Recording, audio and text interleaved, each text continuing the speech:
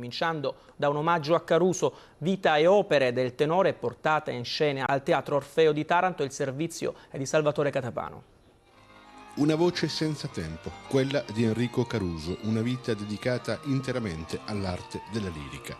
A portarla in scena al Teatro Orfeo di Taranto il gruppo lirico-vocale Aldo Bianchi e l'Ensemble Lear, che da diversi anni è specializzato nella proposta di originali commedie musicali che uniscono momenti di prosa a bellissimi brani musicali tratti dalla lirica, dall'operetta, dal classico napoletano o da quello internazionale. Quest'anno Aldo Bianchi e la sua più stretta collaboratrice Letizia De Felice hanno deciso di rendere omaggio alla figura del grande tenore Enrico Caruso. Benché siano trascorsi ben 88 anni dalla scomparsa di questo grande artista, il mito, ma essenzialmente la sua voce, non si sono affatto offuscati.